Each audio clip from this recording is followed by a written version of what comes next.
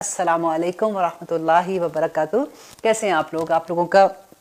अल्हम्दुलिल्लाह। आज हम सूरत मायदा की आयत नंबर 20 करेंगे और हम अल्लाह से फिर से वही दुआ कहते हैं कि या रब्बुल आलमीन, हम जो कुछ पढ़ रहे हैं इसे हमारे अमल में ढाल दे, आमीन। यही हमारा मकसद है और हर प्रोग्राम में हम ये कोशिश करते हैं कि हम याद रखें इस बात को कि अल्लाह सुब्हानहू तआला ने अब हमें ये मनसब अता किया है जो पहले अहले किताब को दिया था। और अल्लाह सुब्हानहू तआला ने उनसे मनसब क्यों लिया था? क्योंकि उन्होंने अपना मनसब पूरा नहीं किया था। और जिसको अल्लाह सुब्हानहू तआला ने फिर ये जॉब दी, क्योंकि देखिए हम जब हिस्ट्री पढ़ते हैं कि कैसे उनके ऊपर अजाब आते थे, कैसे अल्लाह सुब्हानहू तआला उनको दुनिया में अजाब आते थे ना, तो आज हम मुसलमान जो हर जगह पे पिट रहे हैं, आज हमारी जो हालत है, तो हमें इनसे सबक लेना है कि देखिए हम ये समझेंगे कि किस तरह से इन्होंने आखिर क्या ऐसा किया था कि अल्लाह सुब्हानहू तआला का गजब इनके ऊपर आता था। हम जब दुआ करते हैं कि आखिर में हम कहते हैं इहदिना सिरातल मुस्तकीम सिरातल लज़ीना अनअमत अलैहिम गैरिल मग़दूबि अलैहिम वलद्दालिन पढ़ते हैं ना, तो उसी को समझना कि या रब्बुल आलमीन हमें ऐसा ना बनाना। इन्हीं आयात से हमको सबक लेना है कि इन्होंने क्या किया था अपने नबियों के, जो उनके मैसेज थे उनको कैसे इन्होंने एक्सेप्ट नहीं किया था और क्या ये करते थे कि अल्लाह सुब्हानहू तआला इनसे नाराज हो जाते थे। अल्लाह से दुआ करते हैं कि या रब्बुल आलमीन हमें इस कुरान की समझ अता कर, हम अपने नबी सल्लल्लाहु अलैहि वसल्लम का हर पैगाम जो उन्होंने हमें दिया है सुन्नत के थ्रू दिया है, या हम जैसे हदीस पढ़ते हैं, हम कुरान को समझने की कोशिश कर रहे हैं, हमारे अमल में ढाल दे ताकि अल्लाह सुब्हानहू तआला के हम फेवरेट लोगों में शामिल हो जाए, आमीन सुम्मा आमीन। अब देखिए लास्ट प्रोग्राम में हमने देखा था कि अल्लाह सुब्हानहू तआला अहले किताब को ये दावत दे रहे हैं कि देखो अब हमारा रसूल जो है, जो आखिरी नबी है, वो आ चुके हैं, अब तुम उन पे ईमान ले आओ। और वो ईमान क्यों नहीं ला रहे थे? क्योंकि नंबर 1 ये था कि वो हसद करते थे। उनको ये था कि ये तो नबी तो हमारी उसमें से आना चाहिए था ना, हज़रत जो उनके इब्राहीम अलैहिस्सलाम के 2 बेटों की मैंने आपको पूरा वो पहले भी हिस्ट्री बताई है कि किस तरह से इस्माइल अलैहिस्सलाम और इसहाक अलैहिस्सलाम के बारे में था कि इसहाक अलैहिस्सलाम की नस्ल में से, क्योंकि इनमें से सारे नबी आ रहे थे, तो इनको ये था कि ये इस्माइल की नस्ल में से कैसे आ गए हैं, तो उनमें बहुत बड़ा हसद था। अब यहाँ पे जो बात अल्लाह सुब्हानहू तआला नबी सल्लल्लाहु अलैहि वसल्लम को बता रहे हैं कि देखो इन्होंने अपने नबी के साथ भी ऐसे किया था, आपका मकसद जो है आप वही को इन तक बस पहुंचा दें, अल्लाह का पैगाम इन तक दे दें। अगर ये आपकी बात नहीं मानते तो आप अपने आप को हल्कान ना करें। अब देखिए कि आयत नंबर 20 सूरत अल माइदा, व इज़ क़ाला, और जब कहा मूसा ने लिक़ौमिही अपनी कौम से, या कौमी ए मेरी कौम, उज़कुरू याद करो, नेमतुल्लाही नेमत अल्लाह की अलैकुम जो उसने तुम पर की थी। अब यहाँ पे देखिए कि एक हिस्ट्री फिर से थोड़ी सी मैं आपको सुना देती हूँ, क्योंकि यहाँ पे हम जो पूरी आयात में देखेंगे कि किस तरह से एक गुलामी में रहती हुई कौम जिसकी अपनी अना भी खत्म हो जाती है, ऐसी पिसी हुई कौम को अल्लाह सुब्हानहू तआला क्या तरीका बता रहे हैं कि वो वापस कैसे उठेगी। क्योंकि देखिए दुनिया सारी असबाब के साथ है, ऐसा तो नहीं हो सकता था कि क्योंकि वो मुसलमान थे उस वक्त के, तो अल्लाह सुब्हानहू तआला खुद ही से जाके उनको तरक्की दे दे, खुद ही से उनको कामयाबियां दे दे, खुद ही से उनको वादिये वो जो उसमें फ़लस्तीन में जाना था तो उसमें भेज दे किसी तरह से। अब अल्लाह सुब्हानहू तआला यहाँ पे ये बता रहे हैं कि देखो असबाब तुमको करने हैं, हिम्मत तुम्हें रखनी है, हौसला तुम्हें करना होगा, अल्लाह की मदद तुम्हारे साथ आ जाएगी। देखिए वो बदर का जमाना आप याद करें, जब हम पढ़ते हैं कि किस तरह से इतने से मुसलमान, क्योंकि उनमें हौसला था, उनमें हिम्मत थी, किस तरह से उन्होंने 3 गुना ज्यादा लोगों के साथ क्या हुआ था और किस तरह से फतह, इतनी बड़ी कामयाबी मिली थी। यहाँ पे भी वही हम देखेंगे कि मूसा अलैहिस्सलाम अपनी कौम से कह रहे हैं कि ए मेरी कौम, तुम याद करो अल्लाह की नेमतों को। देखिए यहाँ पे एक नुक्ता समझने का ये है कि कभी किसी को मोटिवेट करना होता है ना, तो सबसे पहले उसको पॉजिटिव चीजें बतानी चाहिए कि देखो कि तुम कर सकते हो, तुम पहले भी करते थे, तुम अपने आबाजदाद को देखो। जैसे मूसा अलैहिस्सलाम ने कहा कि कितनी अल्लाह सुब्हानहू तआला ने उन पर रहमतें की थी, कैसे अल्लाह सुब्हानहू तआला ने उसको तमाम जहानों पर फजीलत दी थी, अल्लाह सुब्हानहू तआला के तमाम नबी तुम्हारे अंदर आए थे। आज भी जब तुम हिम्मत करोगे, आज भी तुम अल्लाह सुब्हानहू तआला के अहकामात को मानोगे, तो कामयाबी आज भी तुम्हें ही मिलेगी।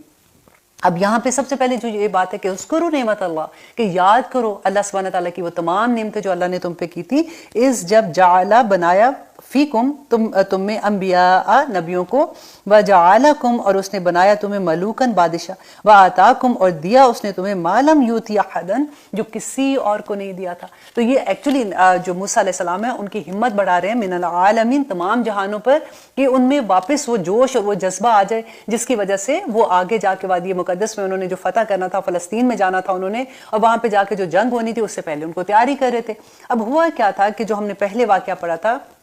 کہ وہ جو 12 نقیب تھے نا ان کو بھیجا تھا، اور ان میں سے صرف 2 لوگ تھے جنہوں نے موسیٰ علیہ السلام کو جب بتایا تھا تو انہوں نے لوگوں کو نہیں بتایا، کیونکہ انہوں نے کہا تھا کہ دیکھو تم یہ بات لوگوں کو نہ بتانا کہ وہاں پہ اتنے بہادر لوگ ہیں، اتنے بڑے، اور ان کے جسامت ایسے تھی تو لوگ ڈر جائیں گے. لیکن باقی جو لوگ تھے انہوں نے بتا دیا تھا، جس کی وجہ سے یہ ڈر بھی گئے تھے. اب کیا ہوا کہ یہ کیا کہتے ہیں کہ یا قومی، اب موسیٰ علیہ السلام ان کو کہتے ہیں اے میری قوم ادخلوا، داخل ہو جو ارض المقدسۃ، ارض مقدس میں جو کہ فلسطین ہے، التی وہ جو کتبہ لکھ دی اللہ نے لکم تمہارے لیے. اب دیکھیں یہ کوئی چھوٹی بات تھی، نبی وقت کا ان کو یہ بشارت دے رہا ہے کہ دیکھو یہ ارض مقدس جو ہے یہ تمہاری قسمت میں لکھ دی گئی ہے. تم جب وہاں پہ جاؤ گے، تم جنگ کرو گے، تم بس انٹر ہو گے، اللہ سبحانہ تعالیٰ تمہیں آزادی دے، اللہ سبحانہ تعالیٰ تمہیں کامیابی دے دیں گے. اب اتنی بڑی بشارت کے باوجود بھی آپ دیکھیے کہ ان کا کیا حال تھا کہ وَلَا تَرْتَدُّوا،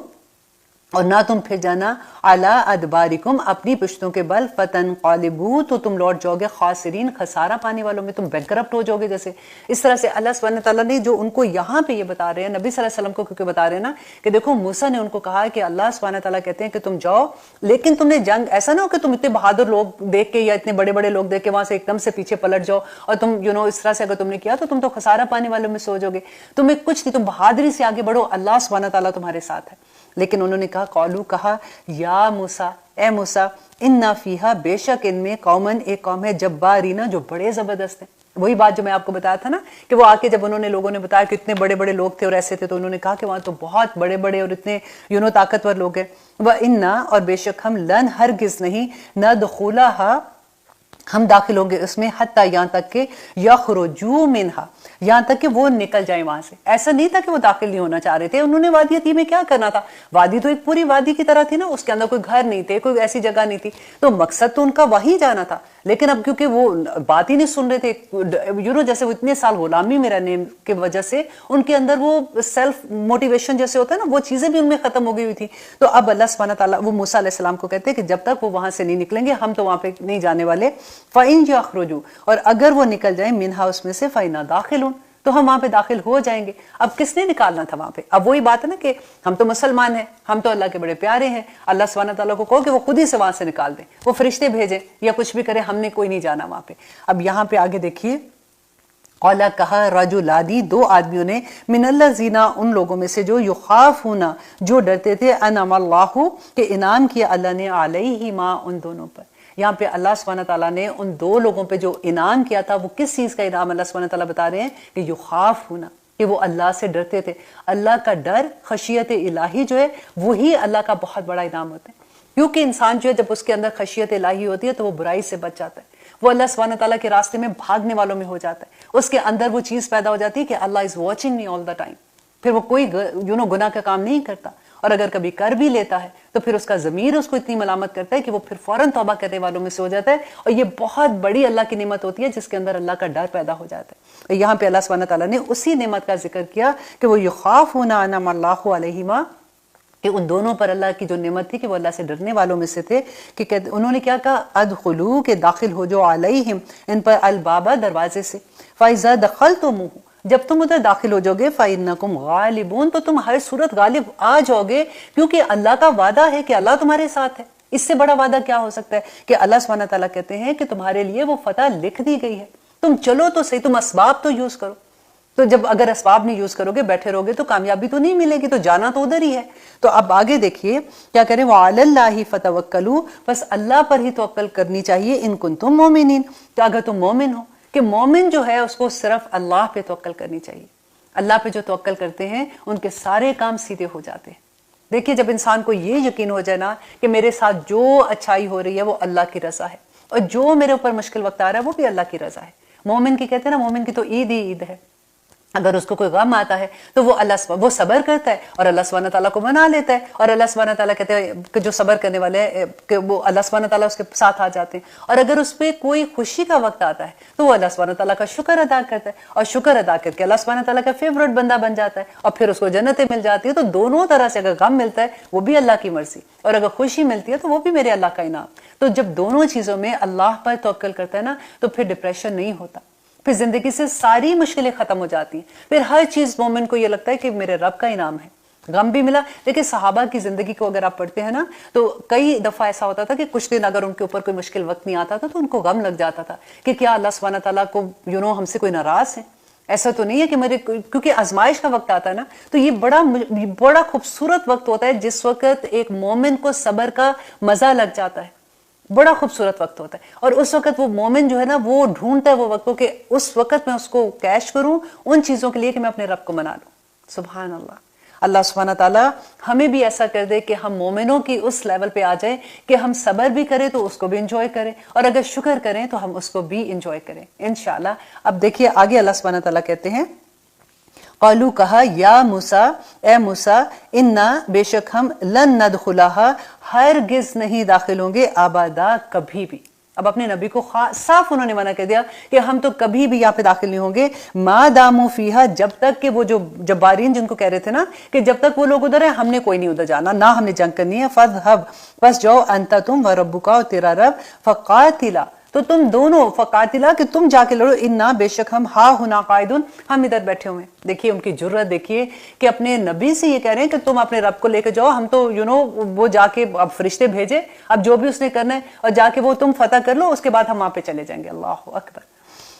اور آگے دیکھیے قولا کہا موسیٰ علیہ السلام نے. اب دیکھیے موسیٰ علیہ السلام کی حسرت آپ ذرا دیکھیے کہ نبی یہ وہ نبی تھے کہ جو ساری زندگی ان کی موسیٰ علیہ السلام کی ان کے سامنے تھی کہ کس طرح سے جب سے وہ پیدا ہوئے تھے انہوں نے کوئی موسیٰ علیہ السلام کو نیا تو نہیں دیکھا تھا نا. جیسے آپ دیکھیے کہ نبی صلی اللہ علیہ وسلم کو بھی مکہ کے لوگوں نے شروع سے دیکھا ہوا تھا اور اسی طرح سے موسیٰ علیہ السلام میں بھی یہ مماثلت تھی کہ ان لوگوں کو اچھے سے پتا تھا کہ موسیٰ علیہ السلام کون ہے. یہ وہی موسیٰ تھے جو اپنی قوم سے اتنی محبت کرتے تھے کہ جب انہوں نے ایک دفعہ دیکھا کہ جو دو لوگوں میں لڑائی ہو رہی تھی اور ایک جو تھا وہ بنی اسرائیل کا تھا بندہ اور دوسرا جو تھا وہ فرعون کی قوم سے تھا اور جب اس نے اس کو پکارا تو انہوں نے جب اس کو بچانے کے لیے وہ مکہ مارا تھا تو وہ وہیں مر گیا. تو اسی لیے تو یہ وہاں سے بھاگ کے چلے گئے تھے اور اتنی ان کو اپنی قوم سے محبت تھی اور ان کو لے کے وادی تی تک پہنچے تو ہاں سمندر دو حصوں میں بٹ گیا لیکن ان کی قوم نے ان کی نہیں مانی پھر بھی. اور اب وہ بالکل جیسے کہتے ہیں نا کہ اتنے معجزے دیکھنے کے باوجود بھی جب وہ نہیں مان رہے تھے تو اب کہہ رہے ہیں قالا کہا موسیٰ علیہ السلام نے ربی اے میرے رب انی بے شک میں لا املکو نہیں ہوں میں مالک الا مگر نفسی لیکن میں اپنے نفس کا مالک ہوں واخی اور اپنے بھائی کے نفس کا کہ اللہ میری جان حاضر ہے اور میرے بھائی کی جان حاضر ہے. میں اب ان کی کوئی ذمہ داری نہیں دیتا کیونکہ وہ نبی تھے نا ان کو تو اللہ سبحانہ تعالیٰ نے یہ جواب دیا ہوا تھا انہوں نے ہدایت تو ان کو دینی تھی ان کو پیغام دینا تھا ان کی کیونکہ اب بالکل یہ سینٹنس ایسا ہی ہے کہ جیسے انہوں نے استعفیٰ دے دیا کہ یا رب العالمین مجھ سے اب یہ قوم جو ہے یہ بہت خراب ہے میں نے اب ان کا یہ کام نہیں میرے سے ہو سکتا مجھ سے جو کام کرانا ہے یا میرے بھائی سے کرانا ہے وہ کرا لیں.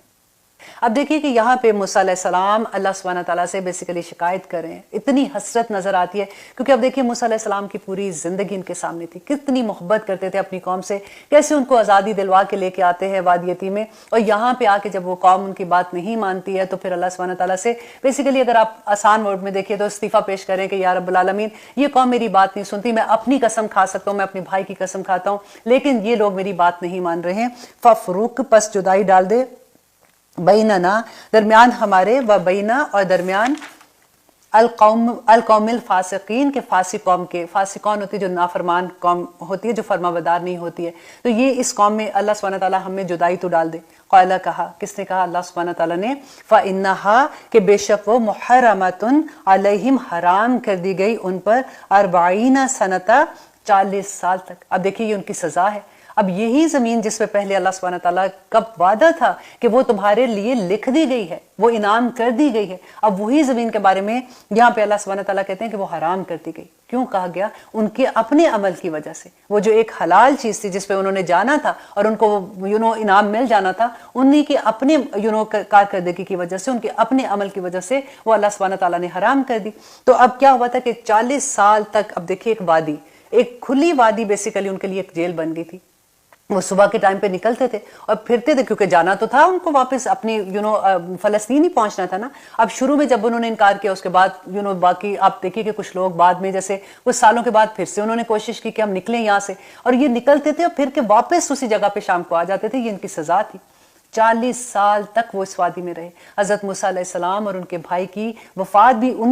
اسی 40 سال میں ہوئی تھی. اور پھر وہ جو یوشع بن نون تھے ان کی کارکردگی میں، ان کی سرکردگی میں بیسیکلی یہ جو نئی نسل وہاں پہ پیدا ہوئی وہ تھوڑی بہادر بھی نسل تھی، کیونکہ پہلی نسل تو غلامی میں اتنی پھنسی ہوئی تھی نا، تو ان کے مائنڈ بھی ویسے تھے، ڈرے ہوئے تھے، اور وہ کام کچھ کرنا نہیں چاہتے تھے کہ بس آسانی سے ہمیں مل جائے، آخر ہم مسلمان ہیں، اللہ سبحانہ تعالیٰ ہمیں کسی طرح سے خود ہی سے فتح دے دے گا۔ آج بھی ہم یہی سوچتے ہیں نا، تو اللہ سبحانہ تعالیٰ یہاں پہ یہی بتا رہے ہیں کہ اسباب یوز کرنے پڑیں گے، تمہیں نکلنا پڑے گا، جا کے تم ایک دفعہ جنگ کرو گے، اللہ سبحانہ تعالیٰ مومنوں کے ساتھ ہوں گے ہر صورت پہ، لیکن تمہیں ہمت تو تمہیں کرنی پڑے گی نا۔ تو یہاں پہ 40 سال تک وہ اسی وادی میں پھرتے رہے، تو اللہ سبحانہ تعالیٰ موسیٰ علیہ السلام کو کہتے ہیں فَلَا تَأْسَا، پس نہ تو افسوس کر، عَلَى الْقَوْمِ الْفَاسِقِينَ، اس فاسق قوم پر، اس نافرمان قوم پر تو غم نہ کر۔ وَاتْلُو عَلَيْهِمْ، اب دیکھیے آیت نمبر 27، اب یہاں پہ ایک اور قصہ شروع ہو رہا ہے، اور وہ قصہ ہے آدم علیہ السلام کے 2 بیٹوں کا۔ اور یہاں پہ اللہ سبحانہ تعالیٰ نبی صلی اللہ علیہ وسلم کو پھر سے یہ بتا رہے ہیں کہ دیکھو اہل کتاب نے جو تم پہ نہیں ایمان لا رہے، تمہاری بات نہیں سن رہے، ایسا نہیں ہے کہ ان کو نہیں پتا، وہ آپ صلی اللہ علیہ وسلم کو یوں پہچانتے تھے جیسے اپنے بیٹوں کو پہچانتے ہیں۔ ہمیں یہ کیسے پتا ہے؟ کیونکہ اللہ سبحانہ تعالیٰ نے قرآن میں لکھ دیا کہ ایسا نہیں ہے کہ ان کو کوئی شک ہے آپ پہ، ان کو پورا پتا ہے کہ آپ سچے نبی ہیں۔ اور اسی طرح سے اب اللہ سبحانہ تعالیٰ آدم علیہ السلام کا قصہ بیان کرتے ہیں کہ اس کے 2 بیٹوں نے بھی آپس میں حسد کی وجہ سے ایک بھائی نے دوسرے کو قتل کر دیا تھا۔ نبی صلی اللہ علیہ وسلم نے کہا تھا کہ حسد جو ہے وہ ایک اس طرح ہے، اور اس طرح وہ نہیں ہے جو بال مونڈ دیتا ہے، بلکہ یہ دین کو مونڈ دیتا ہے۔ اور کسی دل میں جس میں حسد ہوگا وہاں پہ اللہ سبحانہ تعالیٰ کی محبت ہو ہی نہیں سکتی ہے۔ یہی حسد ہے جو آخر میں جا کے جو نظر میں بدلتا ہے، اور انسان پھر نبی صلی اللہ علیہ وسلم نے کیا کہا تھا نظر کے بارے میں، کہ انسان کو قبر تک اور اونٹ کو ہانڈی تک لے جاتی ہے۔ اللہ اکبر، یہ پھر سے میں ریپیٹ کرتی ہوں کیونکہ بہت سے لوگ ہوتے ہیں وہ سمجھتے کہ کوئی نہیں، نظر کچھ بھی نہیں ہے، ایسے نہیں ہوتا۔ اب دیکھیے کہ کیا ہوتا ہے، آپ ذرا اپنی فیس بک آج چیک کر کے دیکھیے گا، جب ہم پوسٹ کرتے ہیں نا کوئی چیز، پھر ہمیں ڈر نہیں یہ لگتا، ہم ایسے ایسی پکچرز پوسٹ کر دیتے ہیں۔ آپ کبھی سوچے تو صحیح نا کہ جب آپ نے کوئی ایسی پکچر ہم لگاتے ہیں کہ گھر میں بڑی خوشحالی ہے، بچے بھی خوش ہیں، ہسبینڈ خوش ہے، وہاں کھانا کھا رہے ہیں، ادھر بیٹھے یہ کر رہے ہیں، اب کسی کے گھر میں اتنا ان کے بچے نافرمان ہے، یا اس کا ہسبینڈ کی اس کے ساتھ انڈرسٹینڈنگ نہیں ہو رہی ہے، وہ بچی پریشان حال بیٹھی ہوئی ہے۔ اب اگر کوئی ایسا بندہ ہوتا ہے، کئی دفعہ ایسا بھی ہوتا ہے کہ اس کی حسد ہوتا ہے کہ دیکھو اس کو دیکھو ذرا، اور کئی دفعہ تو یہ ہوتا ہے کہ ایسی ایکچولی وہ ریئل پکچرز بھی نہیں ہوتی ہیں، سارا وقت ایسی سچویشن نہیں ہوتی ہے، وہ جو ہم ایکسٹریم اچھی حالت ہوتی ہے اس میں ہم وہ پکچر پوسٹ کر دیتے ہیں، اور دوسروں کو یہ لگتا ہے کہ ان کے گھر میں تو سارا وقت ہی ایسی چیزیں ہوتی ہیں، پھر جب نظر لگتی ہے پھر ہمارے رونے نہیں بند ہوتے۔ آج انشاءاللہ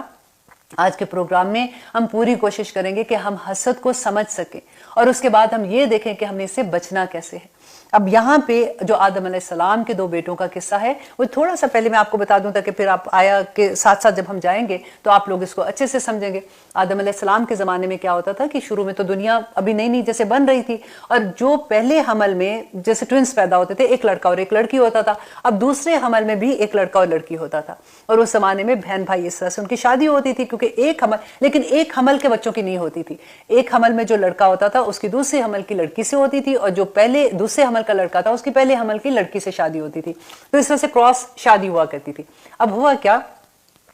کہ آدم علیہ السلام کے اسی طرح سے ایک حمل سے حابیل پیدا ہوئے اور دوسرے سے قابیل پیدا ہوئے۔ اب قابیل کے ساتھ جو لڑکی پیدا ہوئی وہ بہت خوبصورت تھی، اور قابیل کے ساتھ جو بچی پیدا ہوئی تھی وہ خوبصورت تھی، اور حابیل کے ساتھ جو پیدا ہوئی تھی وہ اتنی پیاری نہیں تھی۔ اب ہونا کیا تھا کہ قابیل کی شادی حابیل کے ساتھ جو لڑکی پیدا ہوئی تھی اس کے ساتھ ہونی تھی۔ اب قابیل نے انکار کر دیا، اس نے کہا کہ نہیں، میں نے جو شادی کرنی ہے تو میں نے اپنے ساتھ جو پیدا ہوئی ہے اس لڑکی سے کرنی ہے۔ اب جب آدم علیہ السلام کو پتہ چلا تو انہوں نے ان کو بہت سمجھایا، جب ان کو نہیں سمجھ آئی تو انہوں نے کہا کہ اوکے، تم یوں کرو کہ تم دونوں اپنی اپنی قربانی، اپنا صدقہ اللہ کی راہ میں پیش کرو۔ اس زمانے میں کیا ہوتا تھا کہ جو صدقہ ہوتا تھا تو اللہ سبحانہ تعالیٰ کے اوپر سے آسمان سے ایک بجلی آتی تھی، آگ کی طرح کی کوئی چیز آتی تھی، اور وہ صدقہ جو قبول ہوتا تھا اس کو کھا جاتی تھی۔ اب ہوا کیا کہ دونوں بھائیوں نے اپنا صدقہ پیش کر دیا، رکھ دیا کسی جگہ پہ۔ اب ہوا آسمان سے ایک آگ آئی تو اس نے جو حابیل کا صدقہ تھا اس کو وہ لے گئی اوپر، کھا لیا اس نے۔ اب قابیل کو جب یہ پتا چلا تو اس کو غصہ آیا، اس کو اور حسد ہوا کہ اس کا یہ زیادہ اس کا تو قبول ہو گیا۔ اب دیکھیے کہ اللہ سبحانہ تعالیٰ کا کتنا بڑا کرم ہے کہ آج ہم جب اپنے صدقات دیتے ہیں تو اللہ سبحانہ تعالیٰ نے اتنا پردہ ڈالا ہوا ہے کہ کسی کو نہیں پتا چلتا کہ یہ قبولیت ہوئی کہ نہیں ہوئی ہے۔ یہ ہم نے رشوت کے پیسوں سے صدقہ دیا، یا ہم نے کوئی سودی کاروبار کر کے کیا، یا کسی کا مال غصب کر کے کیا، یا کس حالت کے وہ پیسے تھے، اللہ سبحانہ تعالیٰ نے عزتیں قائم رکھی ہوئی ہیں۔ یہ کتنا بڑا انعام ہے۔ اس زمانے میں یہ ہوا کرتا تھا کہ جس کا صدقہ قبول ہوتا تھا تو پتہ چل جاتا تھا سارے لوگوں کو کہ یہ ٹھیک مال سے ہے اور اس کی بات ٹھیک نہیں ہے۔ اب قابیل کو اپنے بھائی پہ یہی غصہ آیا اور اتنا اس کو حسد ہونا شروع ہو گیا، اور اس حسد کی بنا پہ اس نے اپنے بھائی کو کہا کہ میں تمہیں قتل کر دوں گا، میں تمہیں مار ہی دوں گا، تاکہ نہ تم ہوگے نہ یہ ساری بات ہوگی۔ اب یہی قصہ انشاءاللہ ہم یہاں پہ پڑھیں گے اور پھر ہم جانیں گے کہ حسد کیا ہے انشاءاللہ۔ اب دیکھیے کہ یہاں پہ وَاتْلُوا عَلَيْهِمْ، کہ پڑھیے، نبی صلی اللہ علیہ وسلم کو اللہ سبحانہ تعالیٰ کہہ رہے ہیں کہ ان کو پڑھ کے سنائیے، نبأ ابنئی، خبر دو بیٹوں کی، آدم کے بالحق، سچے، بالکل حق کے ساتھ۔ کیونکہ دیکھیں جب قصہ ہوتا ہے نا، اگر آپ دیکھیں کہ کبھی کوئی قصے کہانیاں ہوتی ہیں جس میں سچی کہانیاں بھی ہوتی ہیں، لیکن اس کو بیان جب کرنا ہوتا ہے تو اس کے اندر ایڈ آن چیزیں لگاتے ہیں تاکہ اس کو مور اٹریکٹیو بنانے کے لیے۔ کیونکہ قصے جو ہوتے ہیں وہ تو اگر ڈرامے ہیں، ڈرامے میں تو قصے کہانیاں ہوتے ہیں، تو وہ تو ایک بزنس کی طرح ہوتا ہے نا کہ اس کو اس کے اندر اور چیزیں ایڈ آن ہوتی ہیں کہ اس کو اور اٹریکٹیو بنانے کے لیے۔ یہاں پہ اللہ سبحانہ تعالیٰ کہتے ہیں کہ یہ قصہ بالکل سچا، جس طرح سے ہوا تھا اسی طرح سے بیان کرو۔ جب قربا،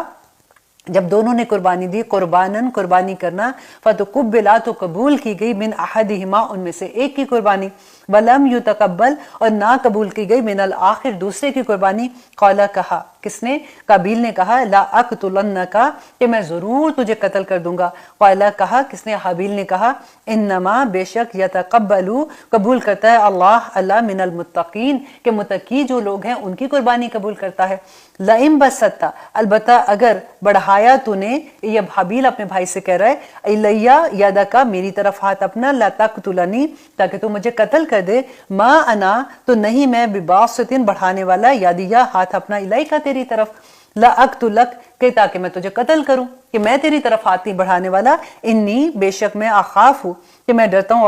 اللہ سے، رب العالمین، جو تمام جہانوں کا عالم ہے،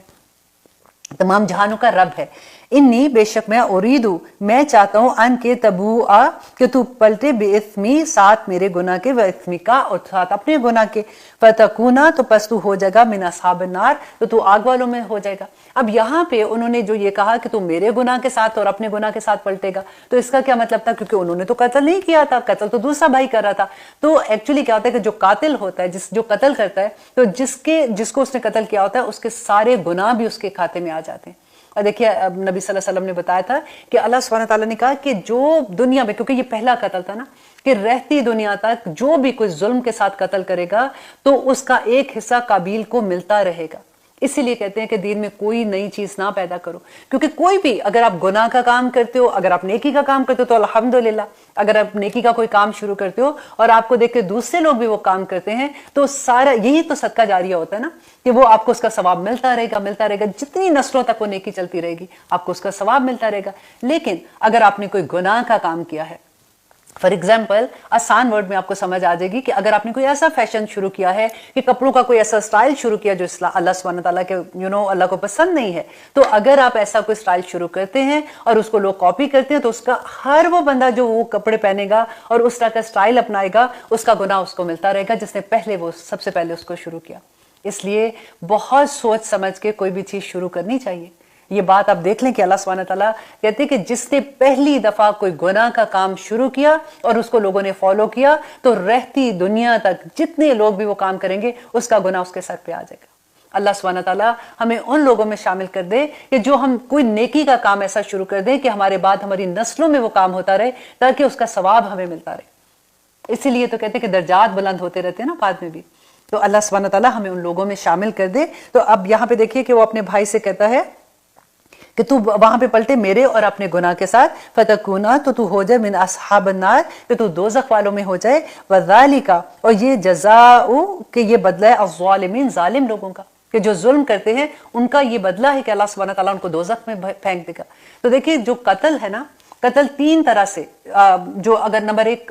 قصاص کے بدلے میں، جیسے کہتے ہیں زخم کے بدلے میں زخم، جان کے بدلے میں جان، تو اگر کوئی قصاص میں قتل کرتا ہے تو آف کورس وہ قتل نہیں ہے جو ظلم کے ساتھ قتل ہوتا ہے، اور ایک قتل وہ ہے جس کی اجازت ہے، جو اللہ سبحانہ تعالیٰ نے کہا کہ جو مرتد ہو جاتا ہے، اسلام سے پھر جاتا ہے، اور تیسرا وہ جو شادی شدہ اگر آدمی ہے یا عورت ہے اگر وہ زنا کرتے ہیں تو وہ قاتل، واجب قاتل ہے۔ لیکن یہ قتل وہ نہیں ہے کہ اگر پتہ چلا کہ یہ تو مرتد ہو گیا فار ایگزامپل، یا اس نے ایسے کیا تو کوئی بھی ان کو قتل کر دے پکڑ کے۔ حکومت وقت یہ فیصلہ کرے گی، عدالت میں یہ فیصلہ ہوگا، قاضی یہ فیصلہ کرے گا کہ ان کی سزا کیا ہوگی اور کیا نہیں ہوگی، کسی اور کو اختیار نہیں ہے اس کا۔ یہ صرف اللہ سبحانہ تعالیٰ یہاں پہ جو قرآن میں جیسے حدود کا ذکر ہوتا ہے کہ کہاں پہ حد لگے گی اور کتنی لگے گی کیسے لگے گی، لیکن اس کو اپلائی جو ہے وہ حکومت وقت کرائے گی، اور وہ جو عدالت ہوگی، جو قاضی ہوگا، وہ فیصلہ دے گا کہ کس کے ساتھ کیا سلوک کیا جائے گا۔ اب یہاں پہ انشاءاللہ لیتے ہیں ایک چھوٹی سی بریک، پھر دیکھتے ہیں کہ اللہ سبحانہ تعالیٰ آگے ہماری کیا رہنمائی کرتے ہیں، اور ہم دیکھیں گے کہ حسد کے بارے میں تھوڑا سا ہم ڈسکشن کریں گے، تاکہ ہماری زندگی سے یہ ایک چیز کم از کم اتنا تو ہو جائے کہ ہم اپنے آپ کو بھی بچا سکیں، اور سب سے بڑی بات ہے کہ اپنے بچوں کو بچا سکیں، اپنے فیملی کو بچا سکیں، کیونکہ ہم ایسے ایسے پکچرز جب پوسٹ کرتے ہیں، نہ صرف ہم اپنے بلکہ اپنی فیملی کو بھی مصیبتوں میں ڈال دیتے ہیں۔ اب لیتے ہیں ایک چھوٹی سی بریک، کہیں مت جائیے گا، اب دیکھتے ہیں کہ انشاءاللہ اللہ سبحانہ تعالیٰ آگے ہماری کیا رہنمائی کر رہے ہیں۔ تو دیکھیں دنیا میں سب سے پہلے حسد کس نے کیا، اور آسمان پہ سب سے پہلے حسد کس نے کیا، آج ہم وہ بھی جانیں گے کہ حسد ہوتا کیا ہے۔ حسد ایکچولی کیا ہے کہ کسی کی نعمت کو جو اللہ سبحانہ تعالیٰ نے دی ہے نا، کسی کی نعمت کو دیکھ کے یہ سوچنا کہ یہ نعمت کسی طرح سے چھن جائے اور وہ مجھے مل جائے، یا پھر یہ دیکھنا کہ اس سے ملے، کسی طرح سے مجھے ملے یا نہ ملے، لیکن اس کے پاس یہ نعمت نہ رہے۔ اور اس حسد کو سب سے پہلے تو آپ دیکھیں نا کہ ہم پہلے یہ سمجھے کہ اچھا نعمت کیا ہے، کہ ہر وہ چیز آپ دیکھیں، اپنے 5-6 فٹ کے قد کو آپ ذرا دیکھیے کہ ہمارا بولنا، بیٹھنا، اٹھنا، کھانا پینا، ہر چیز اللہ سبحانہ تعالیٰ کی نعمت ہے نا۔ اور اس سے تھوڑا سا آگے چلتے ہیں تو دیکھیں کسی کو اللہ سبحانہ تعالیٰ نے بہت بڑے کاروبار ایسا دیا ہوتا ہے، بے شمار پیسہ ہے اس کے پاس، کسی کے پاس اولاد کی نعمت زیادہ ہوتی ہے، کسی کے پاس بیٹے زیادہ ہیں، کسی کو خوبصورتی دی ہوئی ہے، کسی کو ڈفرنٹ طرح سے آپ دیکھیے کہ اللہ سبحانہ تعالیٰ نے کسی کو بڑا گھر ہے، کسی کے پاس گاڑیاں، کسی کے پاس جہاز ہیں، کسی کے ہر ملک میں گھر ہے، تو ہر طرح کی نعمت ہے۔ اب یہاں پہ ایک حدیث میں آپ سے شیئر کروں گی کہ ہم نے جو حدیث پڑھی تھی، کہ جب ہم نے وعدہ الس والی حدیث پڑھی تھی نا، تو اس میں کیا ہوا تھا کہ اللہ سبحانہ تعالیٰ نے آدم علیہ السلام کی پشت پہ ہاتھ پھیرا تھا، اور جتنی ارواح اس دنیا میں آنی تھی وہ سب کے ساتھ اللہ سبحانہ تعالیٰ نے وعدہ الس لیا تھا، اور پھر آدم علیہ السلام کو وہ تمام ارواح کو دکھایا تھا۔ تو آدم علیہ السلام نے جب دیکھا تو اللہ سبحانہ تعالیٰ سے پوچھا کہ یا رب العالمین، ان میں کوئی چھوٹا ہے، کوئی بڑا ہے، کوئی کالا ہے، کوئی گورا ہے، کوئی امیر ہے، کوئی غریب ہے، یا کوئی ڈفرنٹ طرح سے لوگوں کو جب دیکھا تو اللہ سبحانہ تعالیٰ سے پوچھا کہ یا رب العالمین، ان میں مساوات کیوں نہیں ہے؟ تو اللہ سبحانہ تعالیٰ نے کہا تھا تاکہ یہ لوگ میرے شکر گزار بن سکیں۔ اللہ اکبر۔ تو یہ جو فرق ہے یہ اسی وجہ سے ہے۔ اب یہاں پہ ہر وہ نعمت جو اگر کسی کے پاس ہے، میرے پاس ڈفرنٹ طرح کی نعمت ہے، لیکن کیونکہ اگر مجھے وہ چیز چاہیے جو اس کے پاس ہے تو پھر اپنی نعمتیں تو نظر نہیں آتی ہیں۔ اب اس کے ساتھ ہم تھوڑا سا وہ ورڈز، کیونکہ اگر ایسی بات ہم پڑھ رہے ہوتے ہیں تو ہمارے ذہن میں یہ بات آتی ہے کہ نہیں، میں تو حسد بالکل نہیں کرتی ہوں، الحمدللہ، اللہ کرے کہ ہم ایسے لوگوں میں سے نہ ہوں جو حسد کرتے ہیں۔ لیکن ذرا آپ تھوڑا سا ہم اس کو بھی جج کر لیتے ہیں آج کہ کیا ہوتا ہے کہ جیسے فار ایگزامپل ہم کہیں پہ کام کر رہے ہیں، رائٹ، سارے ہمارے کو ورکرز ہیں، ان میں سے کسی ایک کو ترقی مل جاتی ہے، کسی ایک کو مینیجر کی پوسٹ مل جاتی ہے، تو دوسرا اسے جلنا شروع ہو جاتا ہے کہ اس کو دیکھو ذرا، یہ میں زیادہ محنت کر رہی تھی، میرے اندر زیادہ کوالٹیز تھی، مجھے کیوں نہیں بنایا، اس کو بنا دیا۔ اس کے علاوہ آپ دیکھیے تھوڑے سے سینٹنس آپ دیکھیے کہ اگر کسی کی شادی پہ آپ جاتے ہیں فار ایگزامپل، تو آپ دیکھیں کہ وہاں پہ اکثر لوگ جیسے بات کر رہے ہوتے ہیں نا، اکثر تو نہیں کہنا چاہیے، مطلب آپ ایسے سینٹنس آپ سننے کو آپ کو ملیں گے کہ لائیے بڑی ذرا شوق سے شادی کری ہے، بڑے شوق سے بہو لائیے، اگر دیکھنا تھوڑے دن میں اس کا کیا حال ہوتا ہے۔ اس کے علاوہ ہوتا ہے کہ کسی نے کوئی نیا بزنس کھولا تو جل کے منہ سے جو ورڈ نکلتا ہے کہ کوئی آسان ہے بزنس کرنا، ابھی تھوڑے دن میں اس کو لگ پتا جائے گا کتنا مشکل ہے ایسا کام کرنا۔ اور پھر کئی دفعہ ایسا ہوتا ہے کہ کسی کی بہت دوستی، اگر آپ دیکھتے ہیں نا کہ دو دوست ہیں، نئی نئی دوستی ہو رہی ہے، کٹے کھانے پہ جا رہے ہیں، تو کپڑے خرید رہے ہیں، یہ کریں، تو دوسرا جل کے کیا کہے گا، اس کو پتہ لگ جائے گا ابھی دوستی اتنی اس نے کی ہوئی ہے، اس کو پتہ نہیں ہے اس کے بارے میں تو اس کو بچپن سے جانتی ہوں۔ کتنی ایسی چیزیں ہوتی ہیں کہ کبھی انسان کو اگر آپ جج کرنا شروع کریں نا، تھوڑا سا دیکھنا شروع کریں، کسی کو جج کرنا تو برے سینٹنس اس میں آ جاتا ہے، لیکن اگر آپ غور کریں کبھی کسی کے لفظوں پہ تو ان کا اندر جو ہے نا آپ کو آئینے کی طرح نظر آنا شروع ہو جاتا ہے۔ یہی حکمت ہوتی ہے کہ انسان کی بات کرنے سے آپ کو اندازہ ہو جاتا ہے کہ انسان کس طرح کا انسان ہے۔ اور یہ حسد والے جو ورڈز ہوتے ہیں نا، یہی تباہی ڈالتے ہیں، یہ نیگیٹو انرجیز جو نکلتی ہیں وہ انسان کو کہیں کا نہیں چھوڑتی ہیں۔ اب دیکھیے کہ کسی کی خوشحالی دیکھ کر، کسی کے بیٹوں کو دیکھ کر، یا کسی کی نیک شہرت دیکھ کر، کہ اب دیکھو کسی کو آپ دیکھتے ہیں کہ ایک دم سے اللہ سبحانہ تعالیٰ کی طرف آ گیا، قرآن پڑھ رہے یا نیکی کے کاموں میں بھاگ رہا، خود تو آپ بھاگ نہیں رہے ہیں، خود تو آپ بیٹھے ہوئے ہیں، اب آپ کو یہ کہ اس کی تو اتنی تعریفیں ہو رہی ہیں تو آپ جلنا شروع ہو جائیں اسے کہ دیکھا مجھے تو اس کا شروع سے پتا ہے، آج 2 دن ہوئے ہیں اس کو ایسے کرتے ہوئے۔ کسی کو حجاب لیتے ہوئے دیکھ کے فوراً ایسی بات کر دینا کہ 4 دن کا شوق ہے، ابھی اس کا سارا نکل آئے گا باہر نا، تم دیکھنا اس کو کیا ہوتا ہے۔ تو یہ ساری چیزیں حسد میں آتی ہیں، اور حسد کا اللہ سبحانہ تعالیٰ نے کیا کہا ہے کہ ایمان اور حسد ایک دل میں جمع نہیں ہو سکتے، اور یہی حسد جو وہ نظر میں بدل جاتا ہے جا کے۔ اب نبی صلی اللہ علیہ وسلم نے اس کے بارے میں جو ہمیں احادیث ملتی ہیں کہ حسد نیکیوں کو یوں کھا جاتا ہے جیسے سوکھی لکڑی کو آگ کھا جاتی ہے۔ नेकियां खत्म हो जाती हैं इंसान के पास। अल्लाह सुब्हानहू तआला ने कहा कि आदम के बेटे, दुनिया में सबसे पहला हसद जो था वो आदम के बेटे कबील ने किया था, जो हाबील के साथ उसने हसद किया था। और आसमान पे पहला हसद कौन सा हुआ था? जो इब्लीस ने किया था आदम अलैहिस्सलाम के साथ। अब देखिए उसके बाद अहले किताब ने जो हसद किया था नबी सल्लल्लाहु अलैहि वसल्लम के साथ। फिर आप देखिए कुरैश मक्का ने, ऐसा नहीं था कि नबी सल्लल्लाहु अलैहि वसल्लम को नहीं जानते थे, बचपन से नबी सल्लल्लाहु अलैहि वसल्लम को जानते थे। वो ये कहा करते थे कि वो सादिक और अमीन है। उनका पूरा बचपन से लेके उनकी जवानी, 40 साल में नबूवत मिली थी ना, 40 साल की जिंदगी उनके सामने थी, वो अच्छे से जानते थे। आपने वो भी हदीस सुनी होगी कि जिसमें नबी सल्लल्लाहु अलैहि वसल्लम ने पहाड़ी पे जाके कहा था कि अगर मैं कहता हूं कि पीछे से कोई हमला करने आ रहा है तो तुम यकीन करोगे? तो उन्होंने कहा था कि हाँ, हम बिल्कुल यकीन करेंगे क्योंकि आप सादिक और अमीन हैं। और जब उन्होंने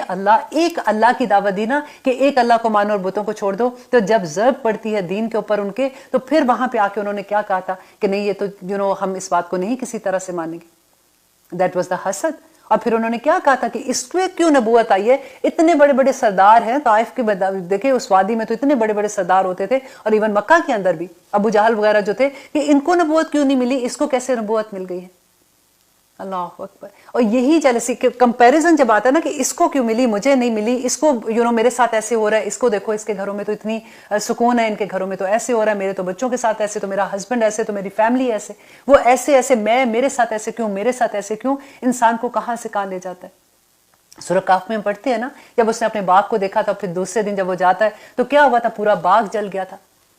तो फिर अल्लाह सुब्हानहू तआला ने उसमें ये कहा, सिखाया, ये अदब सिखाया कि जब आप किसी चीज को देखो तो माशाल्लाह ला कुव्वत इल्ला बिल्लाह पढ़ा करो। आपको वो हदीस याद है कि एक सहाबी थे कि वो नहा रहे थे, साथ उनके एक सहाबी गुजरे, उन्होंने उनको देखा, उनका जिस्म ऐसा था कि उन्होंने कहा कि इसका जिस्म तो ऐसे जैसे कुंवारी लड़की का है। तो उनकी नजर, हालांकि देखिए वो सहाबी थे, वो बुरे थोड़ी थे, वो ऐसा थोड़ी था कि कोई जेलसी थी उनके अंदर, लेकिन मोहब्बत की नजर भी लग जाती है। तो उन्होंने जब ऐसे कहा तो वो वहीं गिर गए और तड़पना शुरू हो गए। उनको सहाबा जो थे, जो साथ उनके इर्द गिर्द थे, उनको लेकर नबी सल्लल्लाहु अलैहि वसल्लम के पास आए। तो उन्होंने उनसे पूछा कि इसको क्या हुआ है,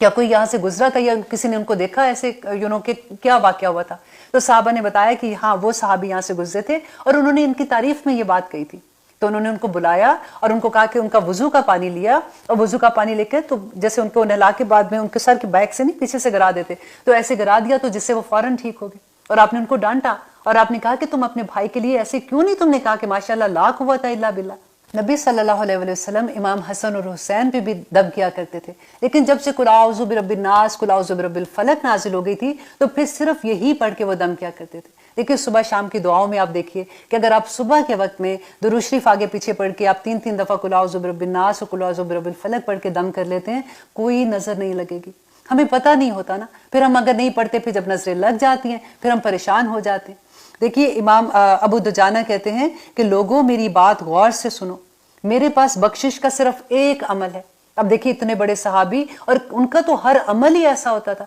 लेकिन वो एक अमल की बात इसलिए कर रहे हैं कि इसकी इंटेंसिटी पता चले कि क्या मैंने आज तक अपनी जुबान से किसी को तकलीफ नहीं पहुंचाई है, और मेरे दिल में किसी के लिए बुग़्ज़ नहीं है,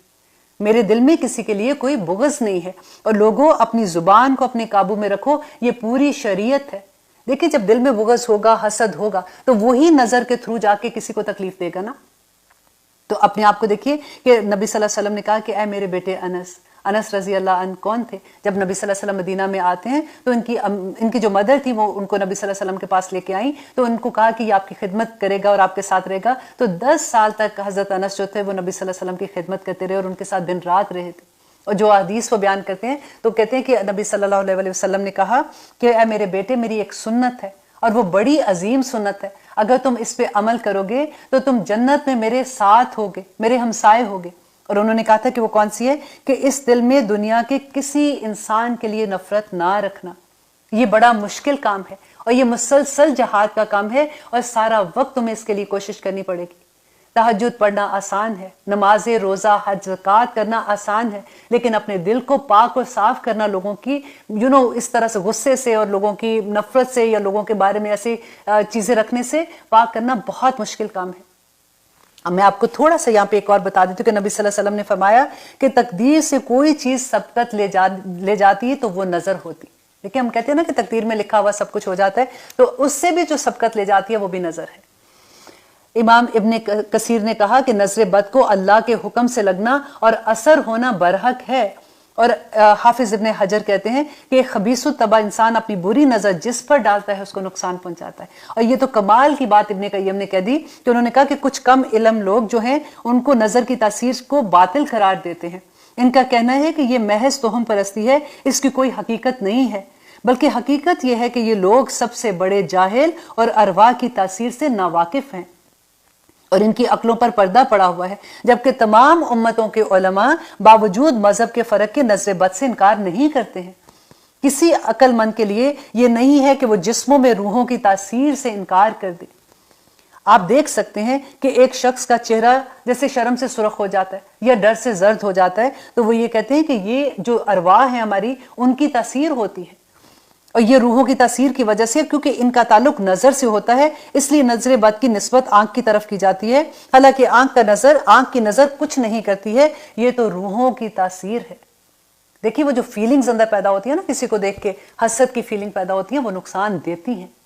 ہم ہمیشہ یہ کہتے ہیں نا ہمیں نظر لگ گئی، ہمیں نظر لگی. ہمیں یہ دیکھنا ہے کہ ہماری نظر کس کس کو لگ رہی ہے. ہمیں دوسروں کو اپنی نظر سے بچانا ہے اور خود بھی اپنے آپ کو دوسروں کی نظر سے بچانا ہے. بس اس کا علاج سب سے بڑی بات ہے کہ ہمیں یہ تو سمجھ آ گئی ہے کہ نظر کتنا بڑا نقصان دیتی ہے کہ انسان کو قبر تک اور اونٹ کو ہانڈی تک لے آتی ہے. اور نبی صلی اللہ علیہ وسلم نے کہا تھا کہ میری امت کے زیادہ تر لوگ جب قیامت کے دن اپنی قبروں سے اٹھیں گے تو وہ اپنی طبعی موت نہیں مرے ہوں گے بلکہ نظر سے مر گئے ہوں گے. اللہ اکبر. یہ میں آپ کو ایگزیکٹلی ورڈز میرے پاس نہیں ہے لیکن میں آپ کو اس کا خلاصہ بتا رہی ہوں. اگر آپ اس کے نظر کی احادیث دیکھیں گے تو آپ کو آسانی سے مل جائے گی. اب اس کا علاج کیا کرنا ہے؟ اس کا علاج یہ ہے کہ سب سے پہلے بات ہے کہ آپ وضو کا پانی لیتے ہیں، جس کا آپ کو یہ ہے کہ کسی کی نظر لگی ہے تو آپ وضو کا پانی لیں گے، وہ پھر آپ اس کے اوپر سے گزار دیں گے تو نظر اتر جاتی ہے. اب بات یہ مشکل ہے کہ آپ کس کو کہیں گے کہ بھئی آپ اپنا وضو کا پانی دیں، اگلا تو لڑنے کے لیے آ جائے گا کہ بھئی تمہاری اتنی ہمت، تمہیں کیا لگتا ہے میری نظر لگی ہے یہ یا با کر کے وہ ایسی بے عزتی کرے گا کہ اگلی دفعہ تو ہمت ہی نہیں پڑے گی. اب اس کا ایک دوسرا حل بھی یہ ہے کہ اگر آپ کی فیملی میں کوئی متقی ہے، کوئی نیک پرہیزگار نمازی ہے، یا پھر آپ کی مسجد کے امام جو ہیں آپ کو پتہ ہے کہ وہ بہت نیک ہیں، آپ ان سے بھی وضو کا پانی لے سکتے ہیں اور وہ بھی گزار سکتے ہیں. جیسے بیٹھ نہانے کے بعد پیچھے سے گزار دیں. اور ہر صبح اور ہر شام کو آپ اگر یہ پڑھتے قل اعوذ برب الناس اور قل اعوذ برب الفلق پڑھ کے اپنے پورے جسم پہ دم کر لیتے ہیں تو انشاءاللہ نظر نہیں لگے گی. لیکن کیونکہ پتہ نہیں ہوتا، آپ دیکھیں کہ ہمارے بچوں کو اسپیشلی ہم بڑے ہیں ہم تو پھر سمجھ آتے ہیں اور ہم کرنے کی کوشش بھی کرتے ہیں کیونکہ ہمیں تکلیف یہ ہوتی ہے کہ ہمارے بچوں کو بھی نہیں پتا. اور ہماری کئی ایسی حرکتیں ہوتی ہیں کہ ہم ایسی پوسٹ لگاتے ہیں اپنے بچوں کے بارے میں، اتنی باتیں ایسی لکھ دیں گے، ایسی باتیں کر دیتے ہیں کہ ان کو پھر جب تکلیف ہوتی ہے تو تکلیف تو پھر ہمیں ہوتی ہے نا. آپ اپنے بچوں کو بھی یہ سکھا دیں کہ ہر رات کو اور ہر صبح اگر یہ پڑھ لیں گے تو انشاءاللہ وہ نظر سے بچ جائیں گے. سنن ابو داؤد 873، ٹھیک ہے 873. حضرت عوف بن مالک روایت کرتے ہیں کہ میں نے ایک رات رسول اللہ صلی اللہ علیہ وسلم کے پاس قیام کیا،